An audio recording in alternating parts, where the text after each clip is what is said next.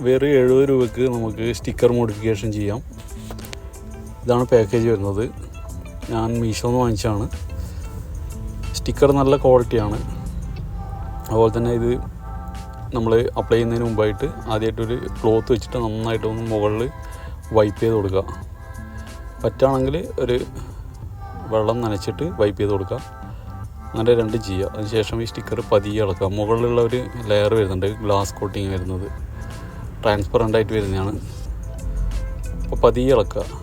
അതെന്ന് വെച്ച് കഴിഞ്ഞാൽ നമ്മളിത് ഇളക്കുന്ന സമയത്ത് ചിലപ്പോൾ ഇതിവിടെ ഒട്ടിപ്പിടിച്ചിട്ടുണ്ടാവില്ല. ആ താഴെ കാണുന്ന വൈറ്റ് പേപ്പറിൽ ചിലപ്പോൾ ഒട്ടിപ്പിടിച്ചിട്ടുണ്ടാവും. അത് ഈ ഒരു ഗ്ലാസ് പേപ്പറിലോട്ട് കറക്റ്റായിട്ട് വരണം. അതിന് വേണ്ടിയിട്ടാണ് മുകളിൽ നേരത്തെ ചെറുതായിട്ട് വെള്ളം നനച്ചിട്ട് ഒട്ടിക്കാൻ വേണ്ടി പറഞ്ഞത്.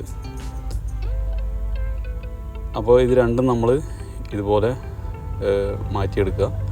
അതിനുശേഷം നമ്മുടെ എവിടെയാണോ ഒട്ടിക്കാൻ ഉദ്ദേശിക്കുന്നത് വെച്ചാൽ ആ ഏരിയ നന്നായിട്ട് തുടച്ചു കൊടുക്കുക. വെള്ളത്തിൻ്റെ അംശം ഇല്ലാതിരിക്കണം. അത്യാവശ്യം ഞാൻ തിന്നർ യൂസ് ചെയ്തിട്ടാണ് ഇതാവുന്നത്. അല്ലാന്നുണ്ടെങ്കിൽ പെട്രോൾ യൂസ് ചെയ്തിട്ട് നിങ്ങൾക്ക് അത് തുടച്ചെടുക്കണം. അവിടെയുള്ള ഡേർട്ടും കാര്യങ്ങളൊക്കെ തുടച്ചെടുക്കുക. ഈസി ആയിട്ട് നമുക്ക് ഇത് ഒട്ടിച്ചെടുക്കാൻ വേണ്ടി. അപ്പോൾ നമ്മൾ ഷോപ്പിൽ നിന്നൊക്കെ ചെയ്യുന്നുണ്ടെങ്കിൽ കുറച്ച് റേറ്റ് വരും. ഏകദേശം ഒരു 10, 150, 200 രൂപയുടെ അടുത്തൊക്കെ വരും.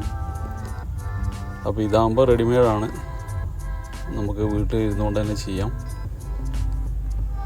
അപ്പോൾ ഇതും നേരത്തെ പറഞ്ഞ പോലെ തന്നെ ഒട്ടിച്ച് എടുത്തിട്ടുണ്ട്. കറക്റ്റായിട്ട് ആ മുകളിലെ വശത്ത് കറക്റ്റായിട്ട് ഇത് ഒട്ടണം. ഈ വലിക്കുന്ന സമയത്ത് ചിലപ്പോൾ അത് താഴത്തെ പേപ്പറിൽ വരും. അപ്പോൾ ഇവിടെ കറക്റ്റ് ലൊക്കേഷൻ നോക്കുക. ഒരിക്കൽ ഒട്ടിച്ചിട്ട് പറിക്കാൻ വേണ്ടി ആവരുത്. അതുകൊണ്ട് തന്നെ കറക്റ്റ് വെക്കുക. രണ്ട് സൈഡും കറക്റ്റ് വെക്കുക. അലൈൻമെൻറ്റും കാര്യങ്ങളൊക്കെ കറക്റ്റ് സ്ട്രെയിറ്റ് ലെവലാണെന്ന് നോക്കുക. അത്രയേ ഉള്ളൂ.